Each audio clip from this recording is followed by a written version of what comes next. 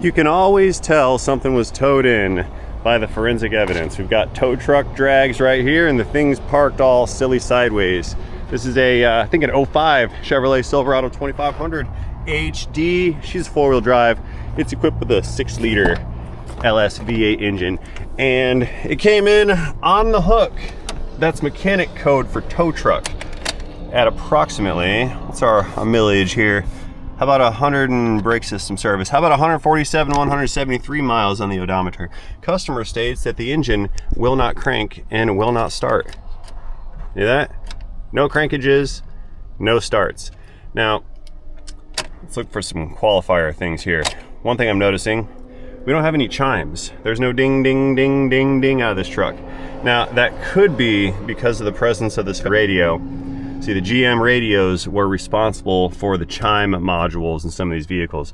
If you take the stock radio out and put it in an aftermarket, you may lose your chimes. So that's a possibility, or that's an observation rather. We hit the key and it doesn't really do anything. Now, I know the ignition switch portion for our cranking circuit is functioning because we're losing some function on the cluster when we go to crank. Watch. See how the lights went down?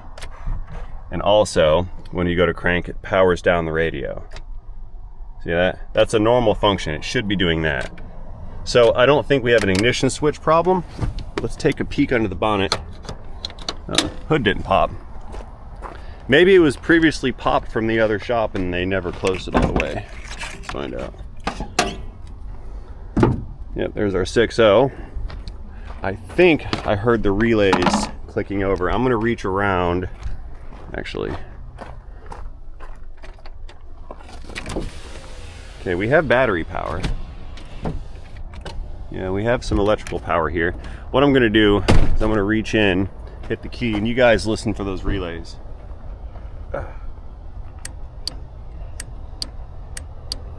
You hear it?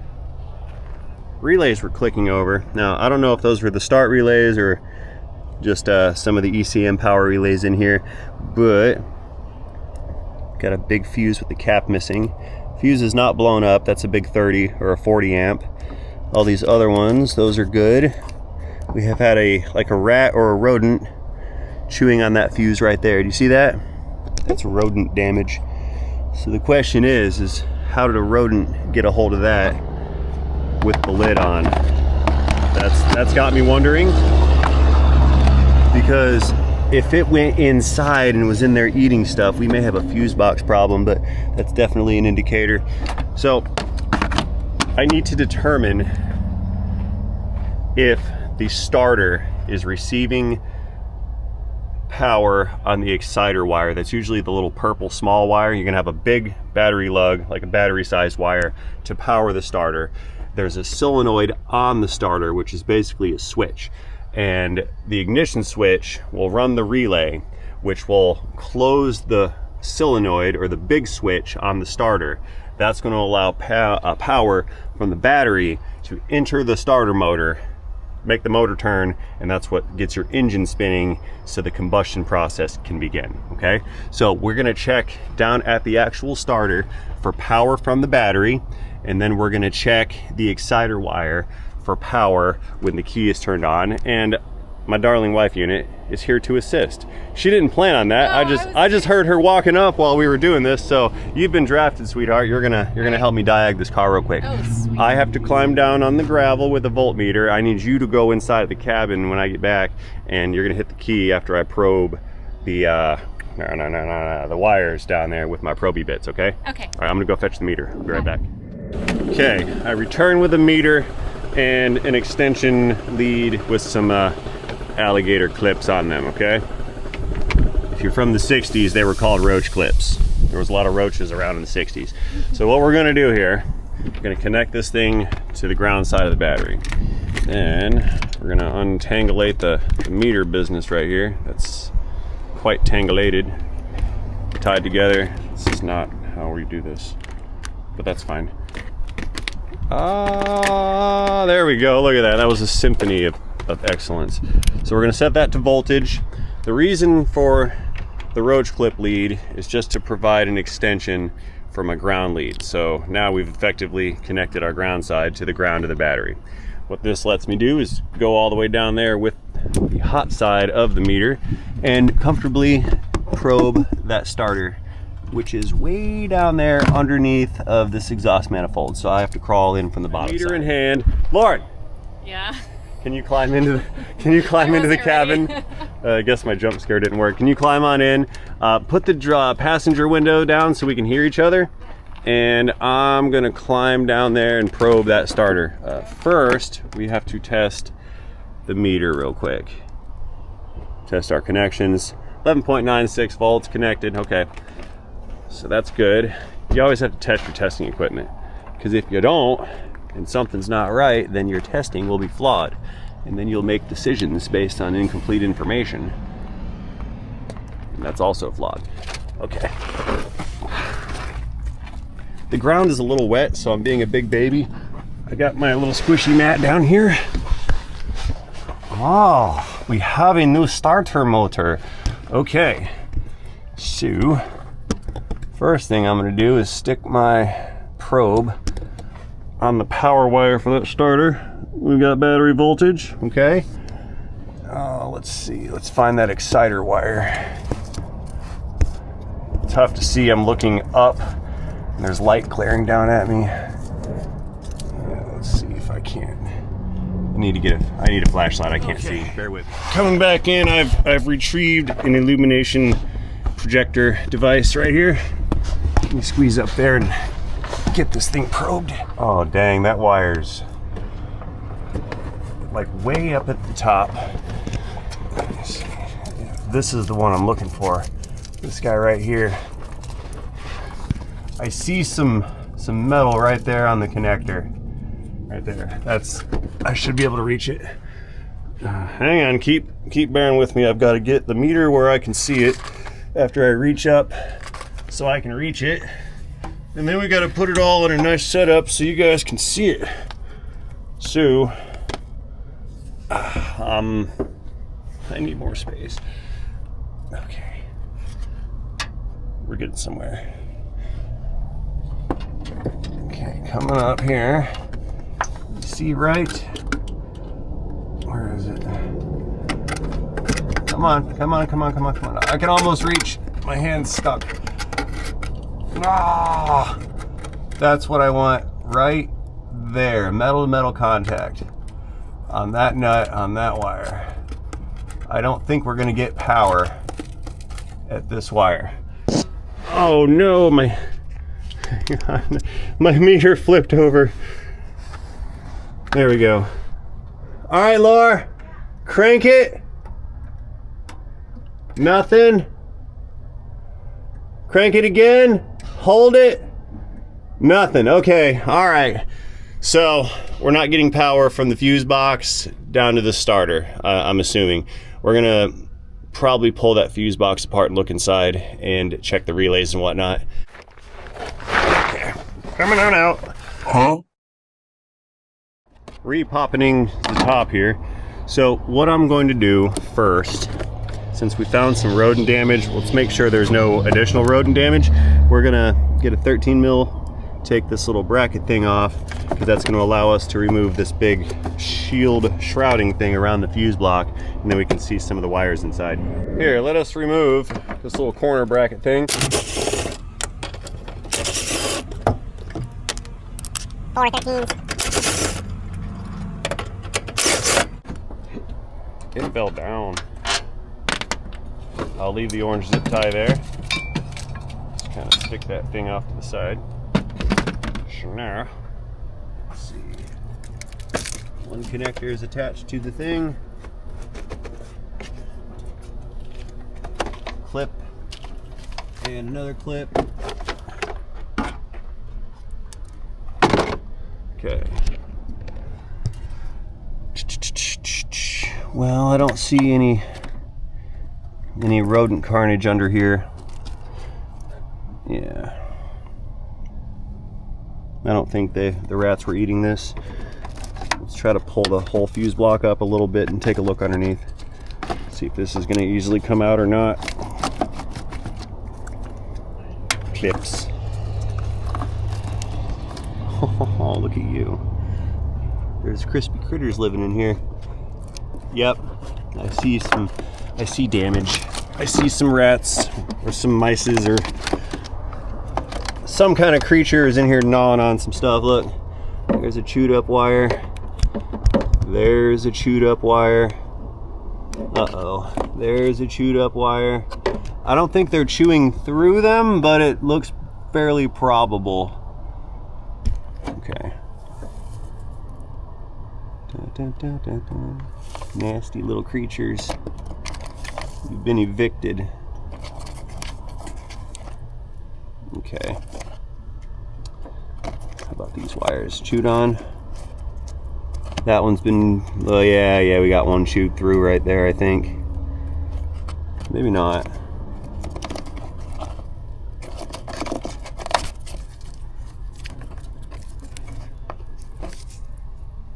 This one's good. Yeah, I don't see any that have been eaten through all the way. We need to pull the wiring diagram. Let's focus on the diag, not so much the mice. I don't see a damaged wire that would have caused this. Yes, some of these do need some repairs to them, but they're not severed. So I can't blame the mouse on the damage just yet. What we need to do is find the circuit here, figure out the corresponding side down here, and then we'll resistance check the actual wire. That's not great either. Between wherever in here and down to the starter, we probably got a severed wire, I think. Oh wow, there's more wires in there. Okay, so looking at our digigram here, we've got one fuse. There's a 10 amp right there for cranking. There's also a starter relay. So that is going to be our starter relay, and this is going to be our cranking fuse. So yeah, relay and fuse. We have no volts on that fuse. Laura, will you go back in and try to crank this engine? I want to see if we get voltage at the fuse. That's going to tell us that the ignition switch is powering the fuse and relay. Go ahead and hit it. Okay, we've got voltage, and hit it again. Okay, I hear that relay clicking, but there's 12 of them here, so we don't know which one it is. Crank it one more time. No relay click. Okay, so the starter relay is closing. It's trying to power the starter down there. Okay, so flipping this over, now we know that's our crank relay, right? I also happen to know from 150 years of automotive Chevrolet GM experience that this big purple wire right there is going to be our starter solenoid wire. So what I'm going to do is probe that wire right here. Laura, crank it again, dear. See that? 12 volts. So what we don't have is voltage making its way all the way down to the starter. So I do want to kind of look a little bit closer for some damage on that purple wire somewhere. There's too many things kind of being a coincidence here, and I feel like that's broken probably right here. Like, it's definitely a broken wire or a chafed wire, or it's rubbed through. It's not grounding, otherwise it would be causing a short when she cranks it, and it would burn up that relay or blow the fuse. But I gotta figure out where our break is on that connection. Yeah, no, it's not here, because that wire runs in the middle of all these wires here, and then it's running right into the center of this harness right here. Hey, Laura, do me a favor, turn that key on and crank it and just hold it. Just hold it right there, okay? Yep, hold it like you're trying to start the engine. We're gonna do the wiggle test. Wiggle the wire and maybe it'll reconnect. No, that's not cutting it. Might have to just run a whole new one and that's that. Yeah, you're good. You can let go now. Sorry. Thank you. Okay, so we need to figure out where the wire is broken from between here and here. That's our issue. Okay, so to avoid having to push this beast of a vehicle kind of uphill and into the shop, I took that. You going home, kiddo? Oh, good, Goodwill. Are you gonna get board games? Yeah. They're going to Goodwill. Anyway, what I did is I connected the other end of my extension probe down to the starter solenoid. So now, with the key on, I'm gonna take the other end of this wire here, the other roach clip. We're gonna power that solenoid at the starter. The engine should start right now.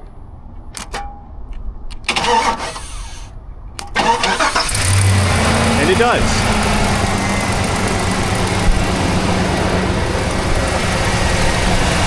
Get my wire back.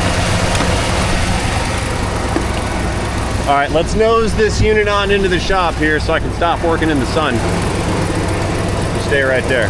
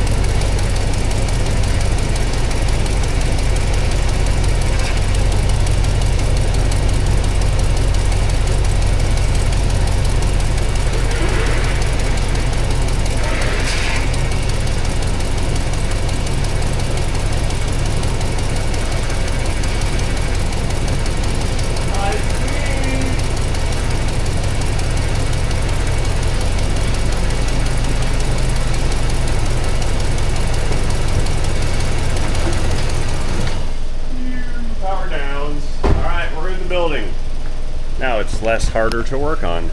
Beautiful. Okay, let's pull this cover off first. I want to try to trace down where that wire is supposed to go. I know it goes through this big loom here, and I believe it's going to run down across the block and then over to the starter. So we have a like a Y split type connection going on under here.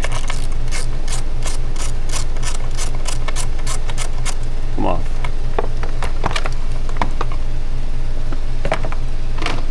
Yeah, I believe it's going to happen right in there. That might be our spot right there, I think.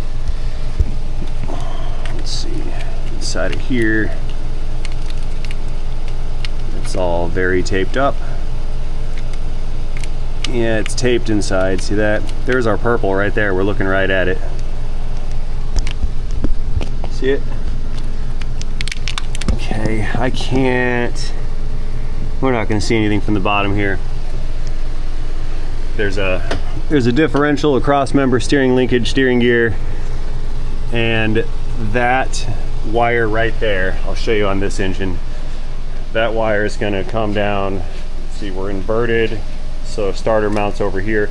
The wire for that starter is going to run this way across the block and then back up, and that's where we were just messing with, was over here on this side. So I don't think I can have much visual access, let alone repair access to the harness in any of that section.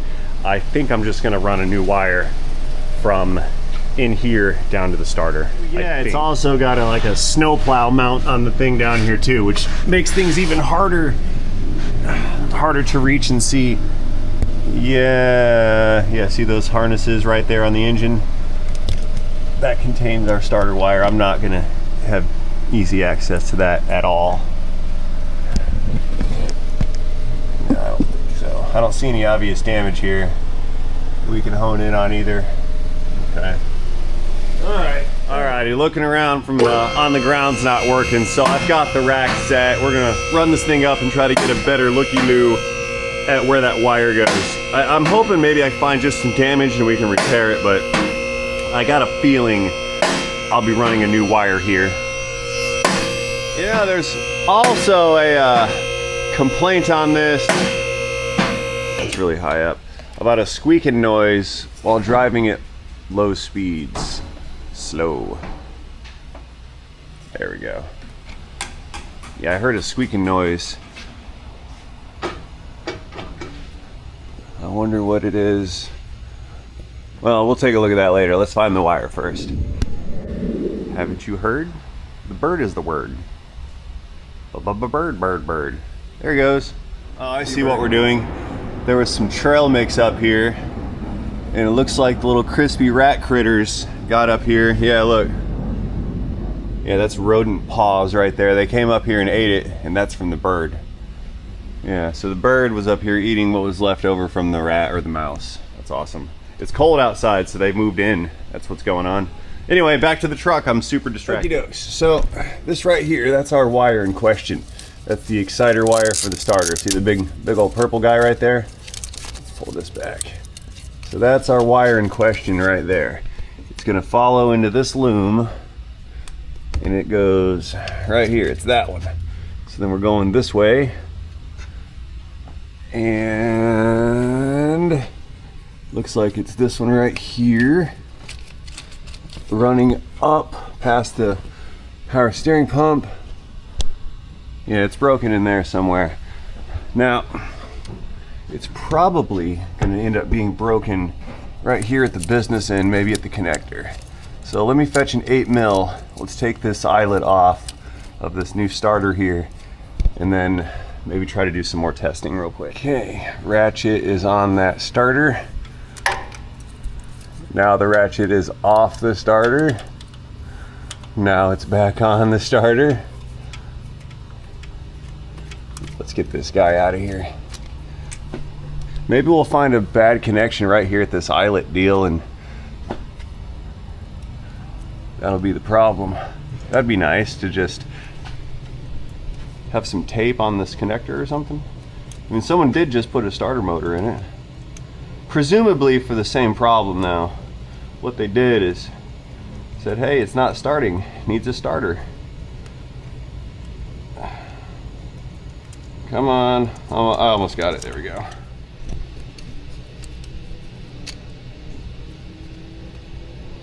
Yeah, there it is, maybe. Yeah, okay, yep, corrosion. Got a bunch of, what was that? Something flew out. Oh, it's the bird again, okay. There's a bunch of corrosion in that copper on that wire right there. And that guy just popped right off. Now I may have done that just now, and this could have been making connection, but it certainly does not look that healthy in there. I bet you the copper corroded out right here at the crimp. Let's put a new crimp on it, see what happens. We'll strip it, crimp it, connect it, bolt it on, and then see if it starts. That wire looked really good. There was no missing loom around it, and it also didn't appear to be suffering from any chafing or anything of that nature. So I would assume that wire itself is okay at this point. We're gonna change this connector end. Let's get some heat shrink while we're at it. Let's just use the black one. We'll do the big one, and we'll do one of the little ones here. Double team it. There we go. Where's the bird at? Haven't you heard? The bird is the word.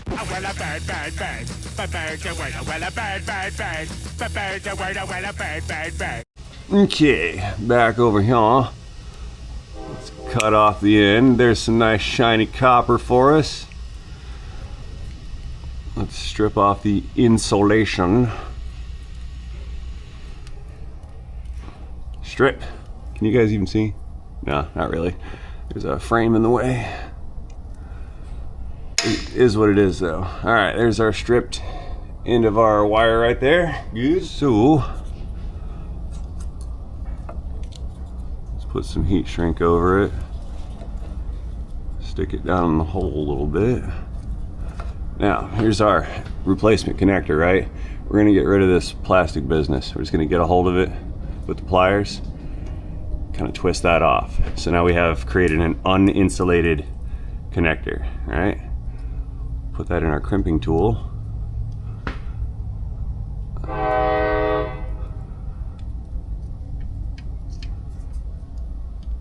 Crimp down on it.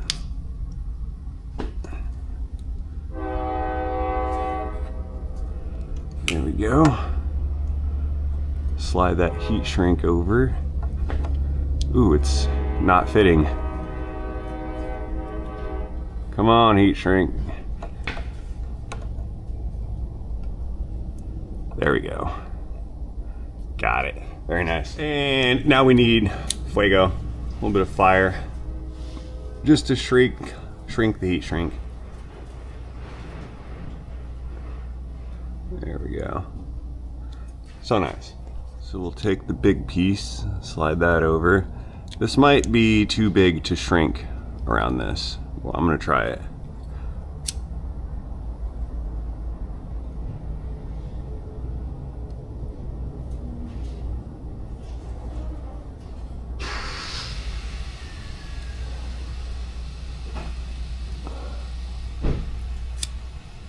That's ugly.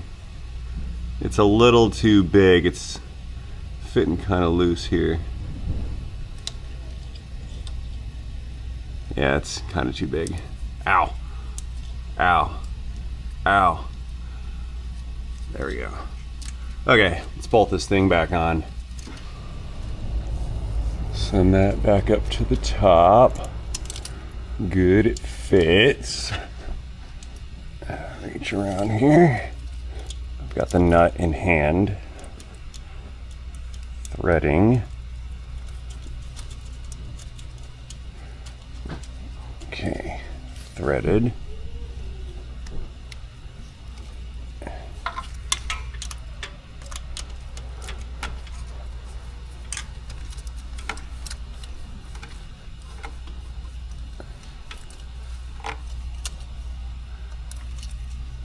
And that's tight. Okay, let's let her down. See if it cranks with the key. Okay, that's still connected. That's all plugged in. Moment of truth. Starting the engine. Got it. Beautiful. Let's try it one more time. What do you say? Restarting the engine.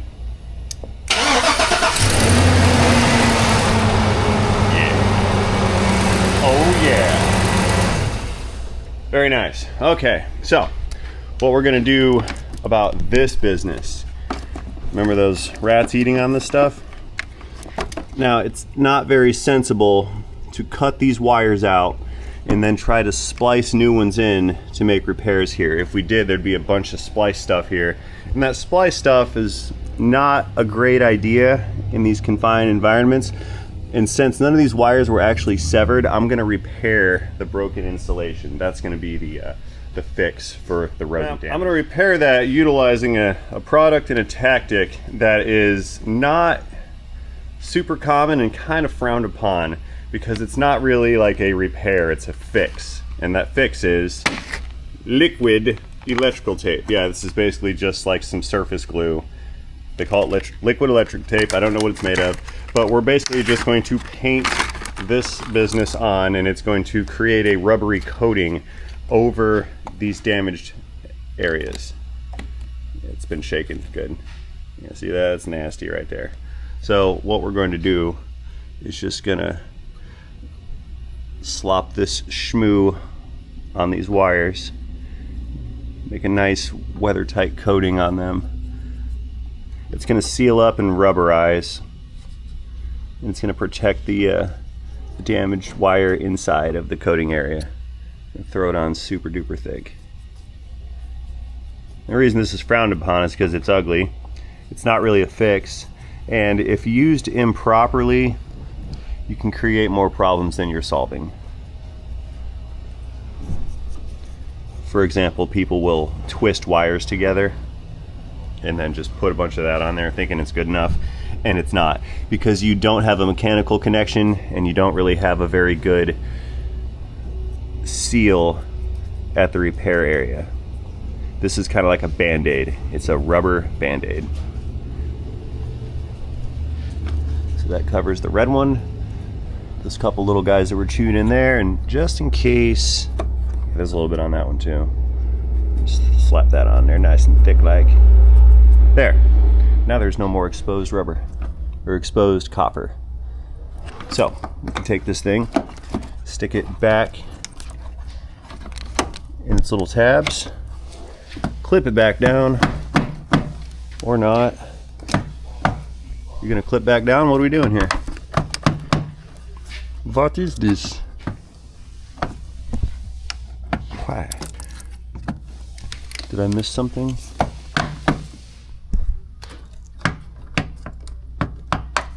It's weird. I don't know what I did.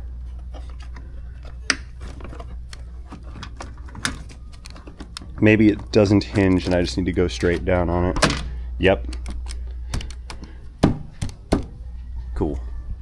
Okay, let's do a restart check one more time. Yep. Excellent. So now we're going to seal this back up because it's still good. And we can put the plastics back together. Try that. Slide the shrouding back on. All those S words. That's good. And our fuse block cover. Now, what do we do about the rodent problem? Mothballs. Get some mothballs. You throw mothballs in there. Put like some right here.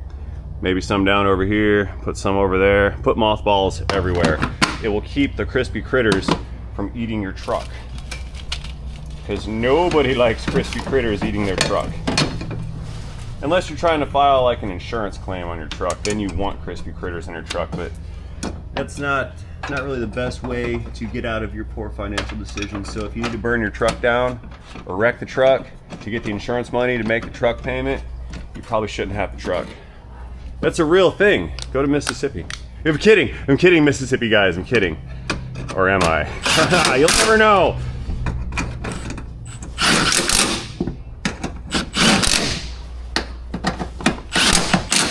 All right.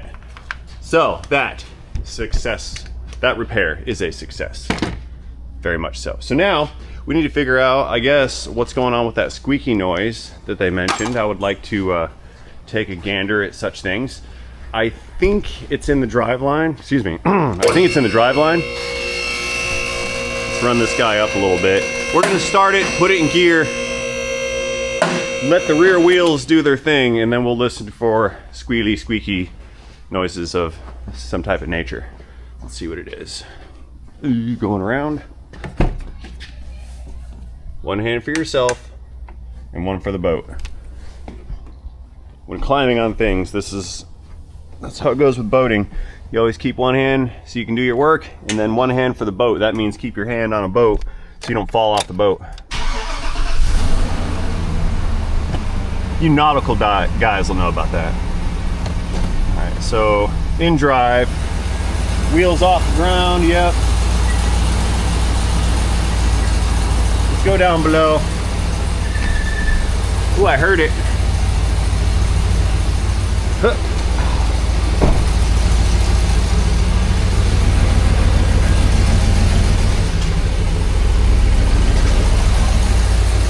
A little higher.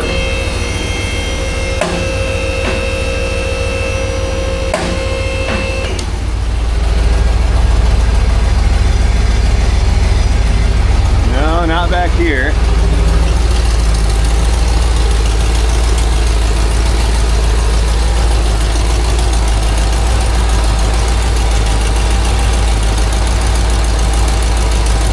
That got a bad U-joint. Look at that transfer case shaking.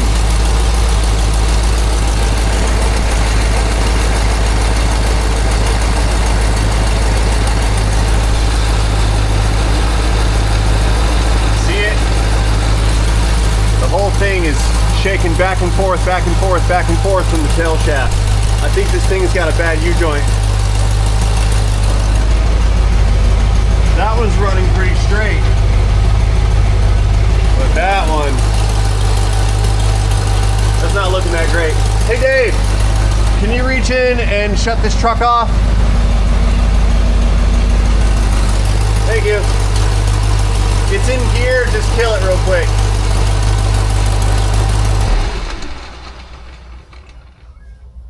Oh yeah, yeah, that's a bad U-joint. Look, you can see it from here. Okay, problem solved. Oh, that's tore up from the floor up. Okay, so we need to pull the drive shaft out and put U-joints in it too. That one's destroyed. Hello, sweetheart. Hi. Where you been? Guess what? Chicken butt. I got holiday coffee. You do? I'm so excited. It's not even like middle of November. I want to know why we can do Christmas before we do Thanksgiving. Have you seen our house? We're skipping. I know. That's why I'm asking, because we're skipping a holiday to double down on another holiday. You're in violation. We're just extending. Can we have my birthday party next week? We're just extending it. Yeah, can we sure. have my birthday party next week? You know, we should just keep the decorations up all year. No. Get out of here. No. You did not tell me this before we got married. No, we're not. Hey, we're not.